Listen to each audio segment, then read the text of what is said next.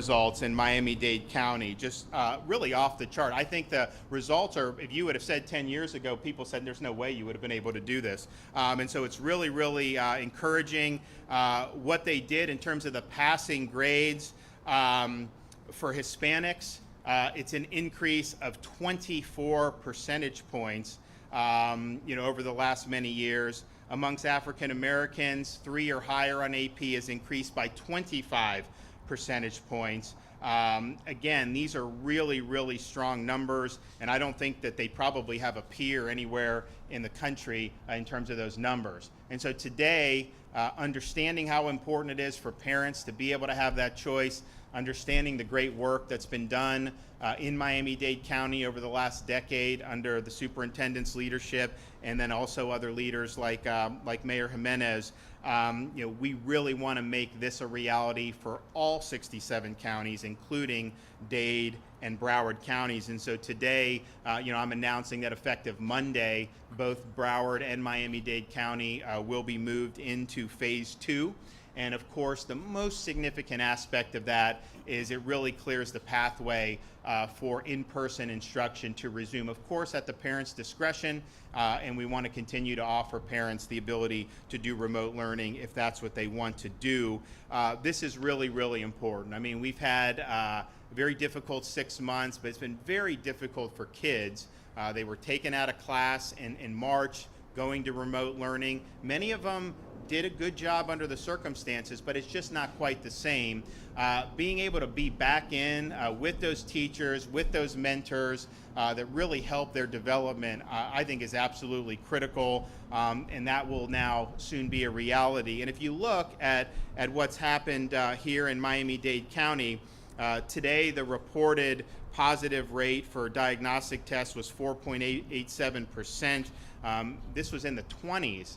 In July, and so they've had huge decreases. COVID positive hospitalizations have decreased by nearly 75% since the July peak, and new admissions to the hospital for COVID are down 82% since the July peak. And those individuals going to the emergency room with COVID-like illness symptoms, that's decreased by more than 80% since the peak on July 7th. So Miami-Dade has gone so far in a good direction. Really appreciate that. And then Broward has done phenomenal as well. They're back at 3-4% in terms of their test positivity. Their hospitalizations are down by over 75% since the July peak. Their daily admissions to the hospital for COVID positive individuals is down 85% from the peak. And then those going to the ED with COVID-like illness has decreased by more than 80%. And so that's really strong progress. I think Palm Beach also demonstrated that. And when they requested to go into phase 2, we were happy to do that. So we want to continue working together. I told both the mayor and the superintendent, we stand by ready to assist as you guys make this transition and provide parents with this really, really important choice to resume in-person schooling. I believe this is important for all 67 counties that parents have this, but I especially believe it's important here in Miami-Dade because I think, let's just be honest, it's a lot easier to run a school district, in a rural county than it is in a big urban area. And so I think as they go and they show them how it's done, I think that's going to be great for the state, but I also think it'll be a model for the country. And so I look forward to seeing that and working together. We appreciate all that Miami-Dade's been able to do in education. And we do have some private schools that have had in-person and some charter schools. I think the Catholic schools are waiting for the county, and I think a lot of the charter schools as well. So this will be important for the school district, but it's also going to be important for some of those other schools that have basically been wanting to move together for in-person instruction. And I think that's true for Broward as well. So Mayor, thanks for all your hard work. We're happy to turn it over to you. Thank you, Governor. I really appreciate it. Thank you, Governor DeSantis, Lieutenant Governor Nunez, for sharing the good news and next steps about moving Florida and moving us to a phase 2 and getting our people back to work. Before I say a few words about the county's reopenings, I want to also stress that today is the anniversary of 9/11. And I know that everybody who lived through that day carries a very heavy heart. However, those terrorist attacks also brought the best out of all of us. Our nation came together, showed the world our greatness as one nation under God. We came back stronger than ever. So today I'm optimistic that we're coming together here in Miami-Dade County to tamp down this pandemic that we have been facing since March. Very happy to say that thanks to our community doing their part in wearing masks and social distancing and practicing good hygiene, we're seeing great results. Today's positivity rate for Miami-Dade County is 6.3%. Hospitalizations continue to go down, so that gives our health workers who have been heroes throughout this entire ordeal, a little bit of a break. And our elderly and those at high risk of the virus continue to be protected. I want to thank Governor DeSantis for his leadership and support to give Miami-Dade County the flexibility we need to get back to business. The state has been a great partner, and it's thanks to you, Governor. I really appreciate it. Now we're ready for more openings. So on Monday, my administration will be looking at what businesses we can reopen that were forced to close in June because of the spike after Memorial Day. Those includes entertainment venues like movie theaters, bowling alleys, playhouses, and arcades operating at 50% capacity under strict rules to keep people safe. Let me be clear, the Miami-Dade County will not be opening up bars and nightclubs. There are other parts of our state where opening bars is perfectly okay, fine, because they have very few cases of COVID-19. We're still not out of the woods yet, but we're getting closer. We must make all sure that take personal responsibility about protecting ourselves and others from catching this virus. So next week, we will be opening more outdoor venues like the zoo, as I mentioned on Monday. For this second phase of indoor openings, I will continue consulting with our medical experts to make sure that openings are done the right way. And I want to give time to those entertainment venues that qualify for opening a limited capacity to get ready. I will also be working with Superintendent Carvalho, as we have been for several months, to help the school system open with a hybrid model. And again, Superintendent, I'm looking forward to working closely with you. I know it's your call and also the school board's call.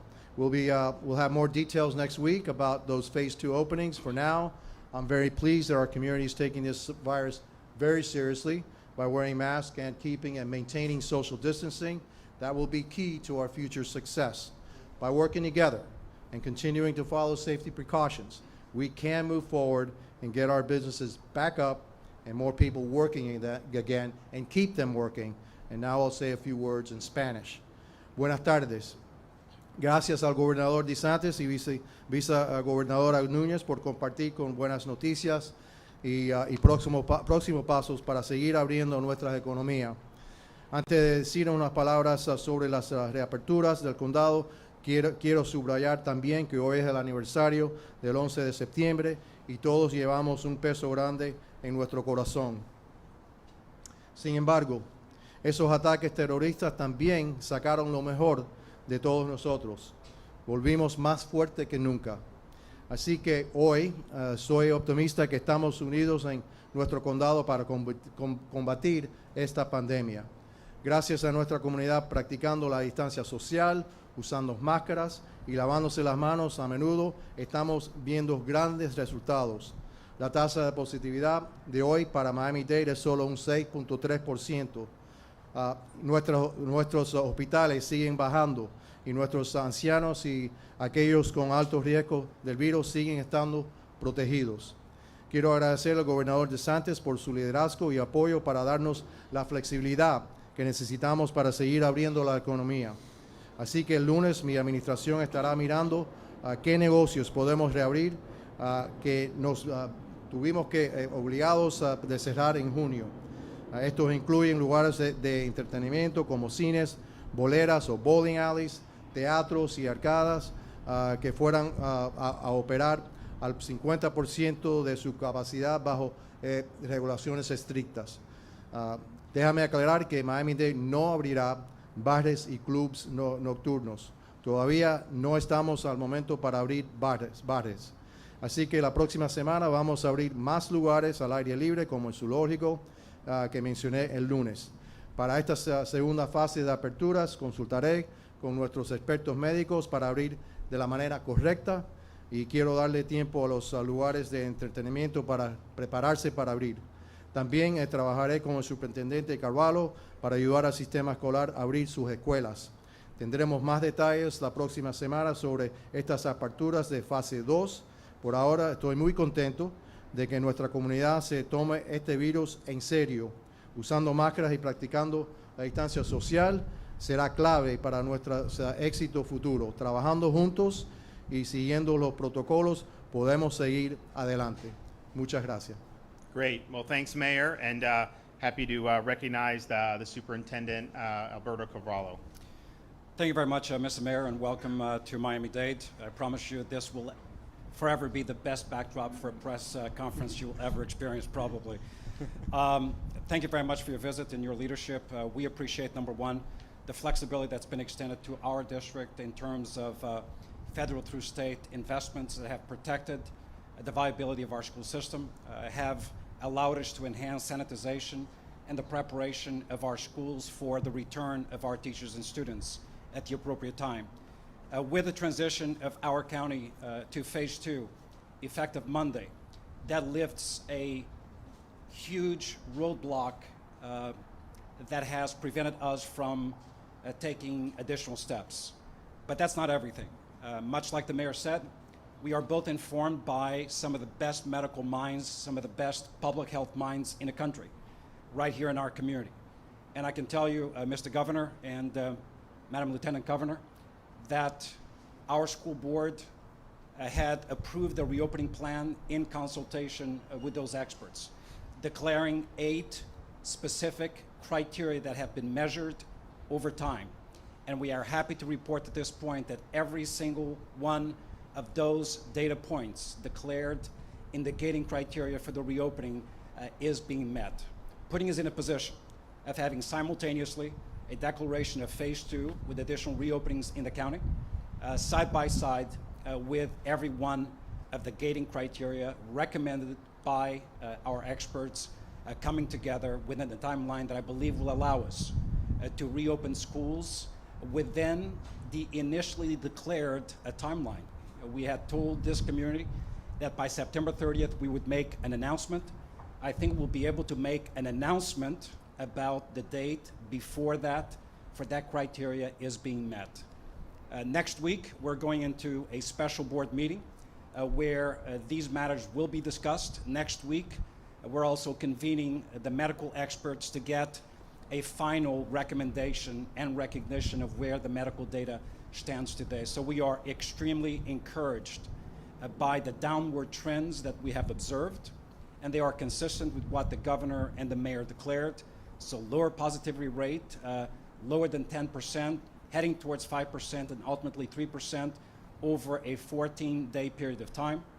Lower hospitalizations, lower use of ICU bedding, lower viral strength in the community. That's the total number of COVID positive cases. Increased testing, but also an increased frequency of testing, but also swifter results. All of those elements have moved in a very positive trajectory for our community, and combined with the declaration of phase 2, it opens the doors literally to the possibility of a return to schools. The last thing I will say is that we know, and we have known all along, that the schoolhouse is the best place for children to learn. We know that parents, working parents, are facing challenges, and we recognize, and we've talked about that this week, that teachers have overcome incredible challenges, as have students, through their distance learning model here in Miami-Dade. So this is good news for everyone. Yes, there will continue to be choice in this choice district, and we have surveyed our parents, and parents will have a choice to continue to maintain distance learning, and now in this new platform that we have reinstated fully as of yesterday. But parents will also have the choice, based on the announcement next week, to return their children to school. And right now, our community has declared about 51% of them want to do just that. We ought to satisfy that essential need for our community. Obviously, when they return, we will have in place all of the safety and precautionary measures in place, with increased sanitization cycles, with isolation rooms, with a nurse in every school, with appropriate social distancing. But I want to be clear, 6 feet of distance is probably not going to be possible in many schools. That's why the requirement of masks, self-assessment of students prior to leaving their homes, self-assessment of employees prior to leaving their homes, and declaration, so that the risk of contagion is significantly decreased. So, Mr. Mayor, Mr. Governor, Madam Vice Governor, welcome to Miami-Dade once again, and on behalf of the chair of the school board and the entire school board, our workforce, our teachers, parents, and students, we look forward to a schoolhouse reopening later on this month. Thank you. No, thank you. I think it's really important, and you mentioned this has been a very difficult time for a lot of parents. You're asked to potentially have to be working to provide for your family, but also having to juggle hands-on, helping to educate your child in an in-home environment. It's very, very difficult, and particularly, I think, the burden falls especially heavy on our working class parents, our lower income parents. And so you hear stories about these affluent families doing pods and doing all this other stuff, but we got a lot of people that don't have that luxury. And so having the ability to opt for in-person education is going to be so important to so many families throughout Miami-Dade County. So I'm really excited. I know the county has really been thinking about this for a long time. I think they have a good plan in place, and I was, because we have the other counties are in. They started football season. People started. I went to a high school football game up in North Florida. They were asking me whether Miami was going to go in because they know that the football state championship is likely to run through Miami-Dade County. I said, look, I think we're going to get them there. So I know you guys would like to have a cleaner path to a state championship. But when you have the city that has the most NFL players come from it at any city in the country, we know we got to get them playing again. So we're really excited about doing that. Michael. If I could, before he takes, I'd like to make an announcement that the Combat COVID app is now available to be downloaded at the App Store and also for the other devices. And this particular app, which is free to all Miami-Dade County residents, if you download it, all it will do is, if you have been in contact with somebody that has tested positive, will advise you that you have been in close contact with somebody who's tested positive and to go get tested. We urge everybody to please download this app. That will help us maintain a low positivity rate, as you can get notified much quicker that you've been in contact. There is no personal information that's interchanged. All you will know is that somebody that has meet the protocol, you've been in close contact for a certain amount of time with that individual at a certain distance, you should get tested. And so please, it's called Combat COVID, Miami-Dade County. It's free for Android and for Apple devices. So please download it. If you could all get that information out, we certainly appreciate it. That's also part of the reasons why we're able to open. Our contact tracing is much better, much more robust now than it was in the past. We are able to open up more and more businesses because we have these capabilities here in Miami-Dade County. Thank you, Governor. Great. Michael. Thank you, Governor. I thought I heard Mayor Gimenez say positivity rate today on the dashboard in Miami-Dade was 6.2%, which I think leads me to say, are you rushing this? Well, we actually have it at 4.87. So I think if you take all the retests, you'll have a little bit higher because people retest, so that they're not doing it as much. So anyone who's kind of new that hasn't already tested positive, we have it at 4.87. I'd also say we've been doing in Miami-Dade now for probably over a month the point of care tests. So people that are symptomatic are going to places like Marlins Stadium, Hard Rock, out at Miami Beach, and that positivity has been under 10% for over a month. And we typically will get days where it's between 4 and 6. So those are symptomatic people with point of care testing. Some of these other tests, sometimes they get dated. We've seen data dumps, we've seen all these other things. So no, I don't think so at all. And I think we had the same kind of questions asked with our other counties. Because you had some counties didn't have a severe outbreak as Miami, but some of them were at 7.5%. They were on the way down. And I think what we've seen is with schools being open in person, the prevalence has continued to go down in all those places. We have not seen schools spark community outbreaks. We have seen the ED visits, the criteria that we're looking at here, that's happening statewide in all sectors of the state. And so I think it's important. And you also have to look at it as, our approach in Florida is, we have a a health crisis with the virus, but we also have health crisis with a lot of other things that have gotten worse since this crisis with the virus began. Mental health, drug abuse, missed cancer screenings, missed medical, heart, stroke, people that didn't go in. That's very important. And then we also are saying we're going to do best over the long term on this if we have a healthy, strong society. That means having a functioning economy. That means having a lot of things.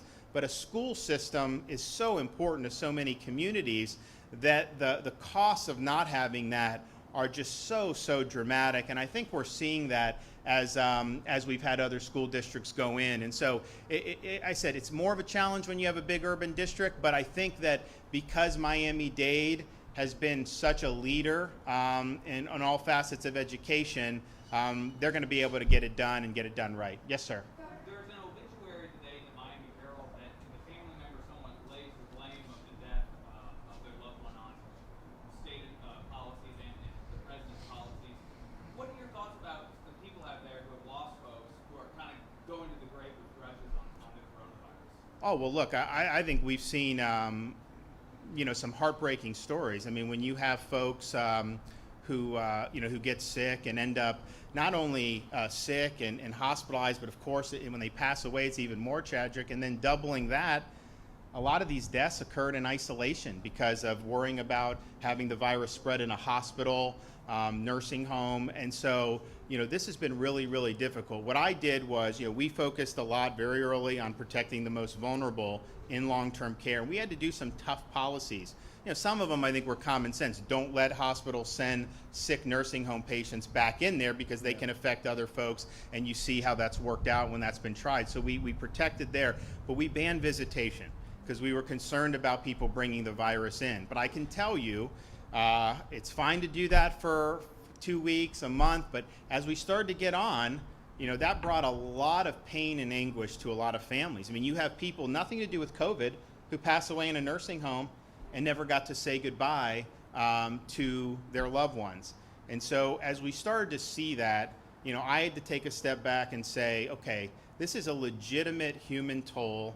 This is loneliness, despair, and separating people from their families. We cannot say no to visitation for the loved ones. And you got to do it right. You got to be careful. So we created the task force. We did it. And now people are very happy. But I mean, I think seeing some of those folks who were separated, it's really tough because that is a result of us trying to take protective measures. But at the same time, I talk to family members who say, my mother's 95 years old and she's telling me I don't want to get COVID, but I want to see my family. It's important to me. And so we had to take action. So I think people have been through a lot, and I know it hasn't been easy for many people. Yes, sir. President Trump told Bob Woodward in early February that he understood that the coronavirus was more contagious and more deadly than he was telling the public. What did he tell you and when did he tell you? He didn't really say anything. I mean, we started monitoring this in January. I called for the president to do the China travel ban before he did it. I think it was the right thing to do. If you remember that time in February when he did the travel ban, he was criticized for doing that. A lot of people said, particularly, a lot of the folks on cable, that worry about common colds, worry about the flu, that this was an overreaction. Then obviously there was a change. I think there's been a lot of you've had some say this, that. Remember, the World Health Organization in January said it wasn't contagious, wasn't transmissible person to person. They tweeted that out the third week of January. You had other folks all through February in high positions in the U.S. government saying this is not anything that you should worry about. This is not something that's likely to affect the United States. You had people even the second week of March saying, go on cruises, just make sure that you sneeze into your elbow. So I think you've had a lot of people say a lot of different things, but I really think there was a legitimate uncertainty. What we tried to do in Florida is, we were testing everyone coming back. We had very limited tests because the CDC didn't handle that the way we wanted. But they're coming back from China. We were testing, trying to find, and I think we thought that it was not that widespread. I think in hindsight, this was something that was much more widespread in the United States in February than we had thought, and obviously it continued to grow from there. And but I remember back those days, there was just a lot that we didn't know. But no one ever told me, hey, we're going to say this, but really this is the case. You know, we always thought that it was something that was very significant for people who were elderly and people who had significant underlying conditions. I think that was pretty clear as we got into February. Wasn't as sure about everyone else, but I think the data has shown, you know, that it's much less risk for people who are younger and healthy. So, but I think that was just people were trying to do the best things that they can do. But, you know, when he took action, I remember people were criticizing. They were saying, don't do it. They were saying it was racist to shut down travel from China, which was absurd. Of course you do it. I supported the European restrictions, but in hindsight, you know, that didn't happen soon enough. It had already come in to the East Coast from Europe. So you do what you got to do on all those things. But I mean, we know so much more now than we did back then, that sometimes people act like hindsight. I mean, there was really a lot of uncertainty in those early days. You talked about positivity rates being down, but go back to Memorial Day, where rates were much lower than they are now. That led to a loosening, and 6 weeks later, 200 Floridians were dying a day. What's going to make it different this time? Well, notice, you know, we didn't shut down the state over the summer. People were saying to do that. I think an evidence-based approach would say that hasn't proven to be terribly effective. Now, we had not had a lot of prevalence in Florida in March, April, May. That's just the reality. What we had in South Florida was a spillover from the Northeast. But if you look across the Sun Belt, there just wasn't as much prevalence. It was a Northeast outbreak. Some spilled to Florida and other parts of the country. Like New Orleans had the Mardi Gras, that was other people bringing it in. So then we had a widespread from coast to coast across the South increase in prevalence.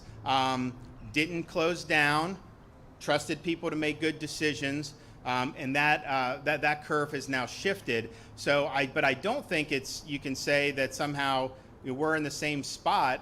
You know, we've basically had the same general policy in terms of protecting the elderly, supporting the hospitals, but keeping society going. Remember, Disney reopened at the peak of our infections. And what happened from there?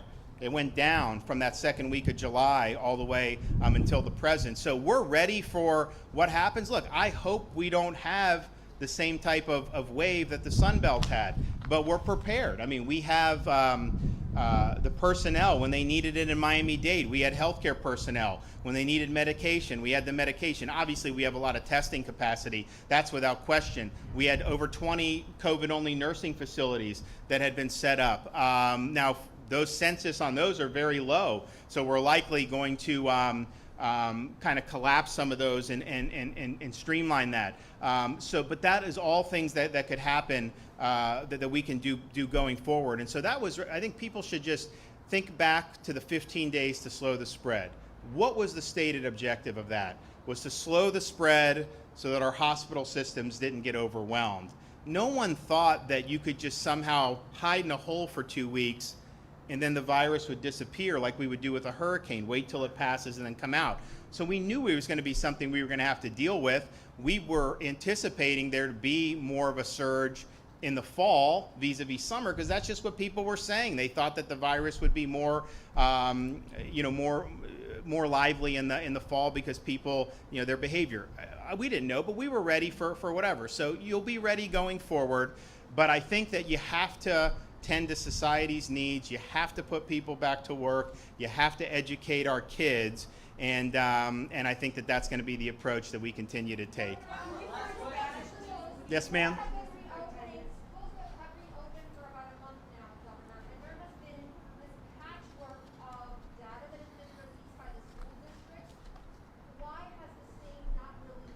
Every single day when you get the daily report, excuse me, when you get the daily report, you can see by age how every new positive case is broken out. So guess what? If you have from that, what is it, the 17 to 24 category that they have in Leon County or Alachua, and you see a lot of cases, well, guess what? Those are university students at FSU or UF. If you see them in lower age groups than that, then you know then it's going to be a K-12. But here's what I would say. What I would like them to they are looking at it. We've had very few cases compared to the number of students that have been in session. We've had about 1.2 million students that are in person learning. Obviously, when Miami comes, that's going to be a lot more. The number of positive tests that you've had over that time is such a minute part of that. That the school districts are handling it, as they go. And so it's not like if a test is reported to the state that the state necessarily knows which school that came from. That's not the way it's going. But I can tell you this, the Commissioner of Education, I asked him to get as much data as we can. So he's gone to the Surgeon General. They've looked at it. Hopefully we'll be able to have something that they can produce in a digestible format.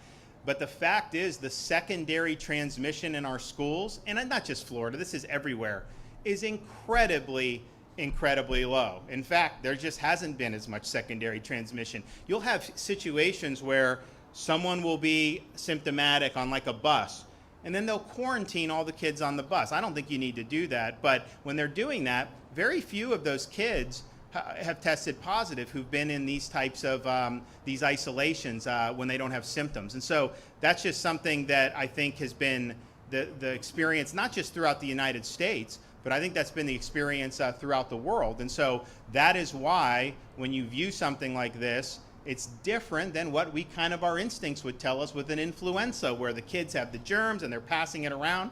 The fact is, kids being index cases and fueling secondary transmission, the data just doesn't support it as it currently stands. Yes, ma'am.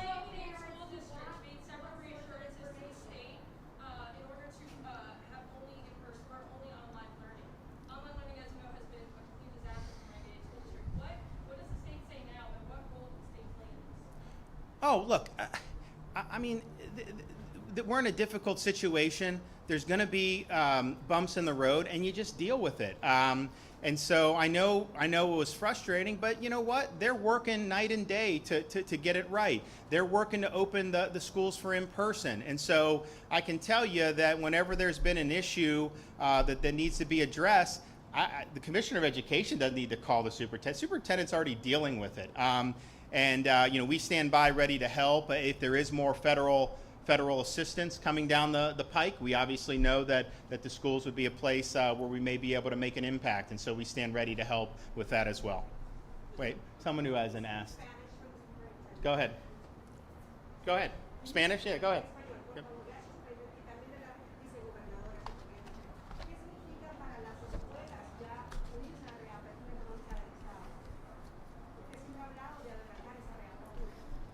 Como hablamos ayer, nosotros tenemos un plan de reapertura de escuelas que es bien informado por expertos de salud pública y de medicina aquí en nuestra comunidad.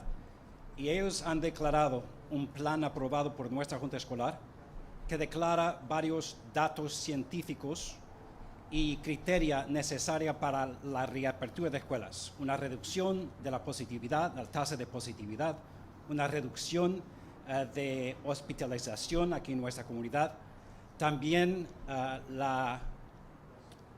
un mejor proceso de tests y los resultados más rápidos.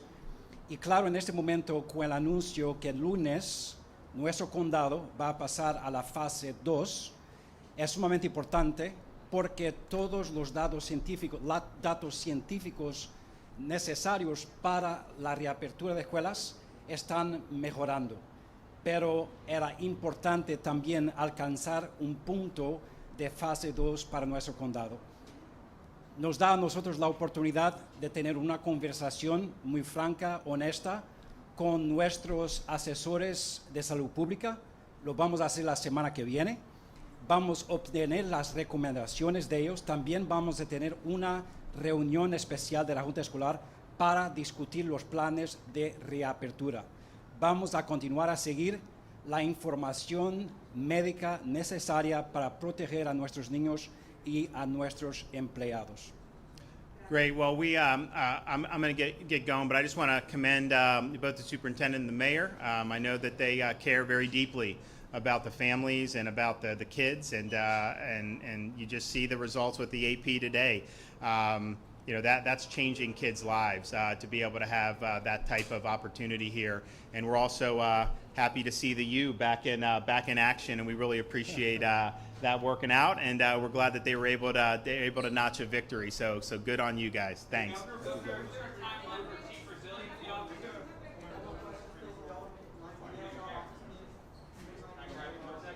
Yeah. Let's do it individually.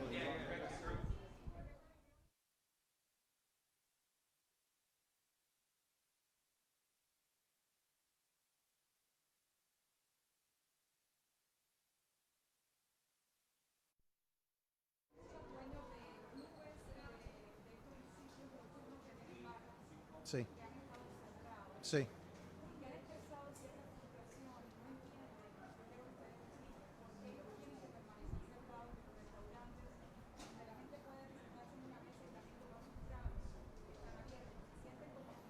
Si esas barras tienen la capacidad de servir comida o estar sentado sin tener las personas todo en la barra, se pueden abrir. Así que es algo que vamos a ver. Pero muchas barras no tienen esa capacidad, simplemente la barra. Por eso es que en restaurantes que tienen barra, las barras están cerradas. Así que lo vamos a tratar de la misma manera.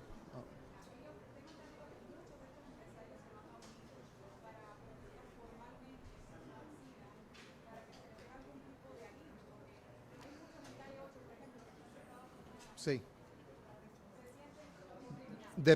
Perdón, pero ese es el negocio que ellos tienen, que exige que todas las personas estén juntas. No puedes poner la máscara porque tienes que quitar la máscara para tomar. Y eso es en un espacio interior, es peligroso. Eso es el problema. Si tienen mesas separadas por 6 pies, se pueden mantener 4 de ellos por mesa. Si tienen espacio para hacer eso, vamos a ver si podemos aliviar a ellos. Pero hay algunos que no tienen esa opción, así que, y es lamentable, pero eso es lo que es, no es seguro. Sí. Vamos a hablar con nuestros expertos para ver si podemos abrir. Espero que sí, vamos a abrir más espacios interiores. Ya tenemos las regulaciones para ellos, los cines, etcétera. Y también yo creo que nosotros, como una comunidad, estamos actuando de una manera mejor, estamos ya acostumbrados a las máscaras, las cosas que tenemos que hacer, y por eso es que es mucho más seguro ahora que cuando abrimos hace 3 o 4 meses. Por eso que tengo la confianza de que sí, podemos seguir abriendo más y más negocios, porque nosotros sabemos cómo vivir con este virus. Los cines también, los banquet halls, ¿sabes? Los centros de banquetes y esos tipos de espacios, también vamos a ver en qué manera lo podemos abrir. Pueden mantener el espacio social. No es tiempo para baile, todo el mundo junto, pero siempre utilizando las máscaras hasta cuando tenga que tomar o beber. Yeah.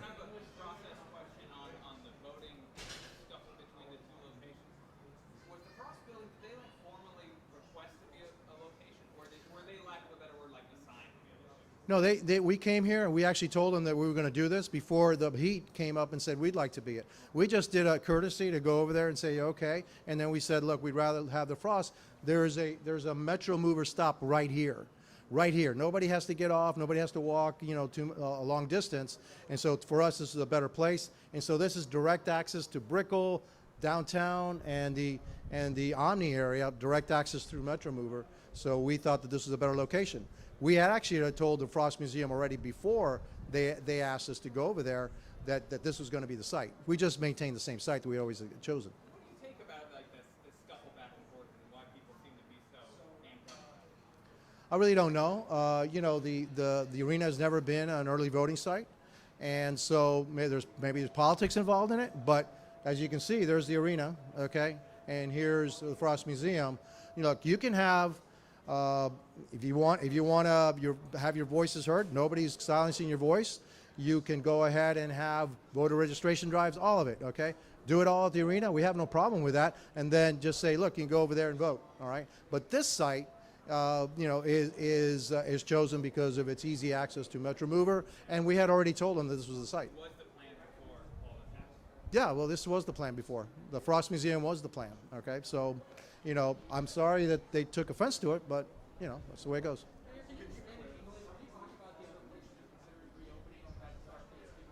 Yeah, we're considering opening, you know, like bowling alleys, movie theaters, banquet halls.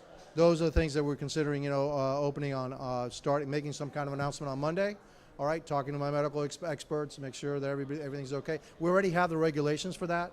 The positivity rate continues to go down, and it's been 2 weeks since we opened up the interior spaces of restaurants. This moving to a phase 2 allows now the school system to open up either, you know, a hybrid model, virtual and open. I know that what they're telling me is that it's going to be up to the parents to decide how they want their kids to go. They won't be able to get to that probably 3-4 weeks from now, because you got to prepare, obviously. And so we're confident that our positivity rates are going to go down. There's other things that we have in place now that weren't in place before. We have a much more robust tracking system, tracing system. We have an app for that, but we also have more people that are actually doing contact tracing. And now that we have the positivity rate down, now, you know, it's really contingent upon the Department of Health that when we do get positives, that we do a really robust contact tracing, and that we tell those folks to go get tested. Our turnaround in testing is a lot better than it was even 3 weeks ago. And then there's new testing technology that's coming, you know, online every single day. And also, we as a community are learning how to live with this virus, using our masks, maintaining our distance, washing our hands. All of those will have, you know, a ways to go. And frankly, one final thing, a lot of the people here in Miami-Dade County have already been infected. You know, we know I think our official number is something like 160,000 positive tests. There's probably a factor 3, 4, 5 times more that have had this virus, close to probably 1 million people. That also adds to some kind of an immunity. You know, if you have 1 million people have already had it here, you can't, you know, it's very difficult to reinfect those 1 million people. So that in itself helps us stop the spread of the virus. Can you clarify strip clubs or no? Strip clubs or no? Is that the question? I mean, holy mackerel. Okay. Everybody's asking, or wait a minute, is everybody or are you asking? Okay. All right. Okay. I don't know. Okay. We opened up strip clubs, and here's the big debate: is a strip club is like a bar. All right. Well, from what I understand of strip clubs, no. You sit at the table and you get food and you get your drinks at a table like a restaurant. We prohibit the bars from being open at a strip club, and so that's why we allowed them to be open. We'll talk about that on Monday. Okay. I know it's on everybody's mind, and you know we will clarify that on Monday. Okay.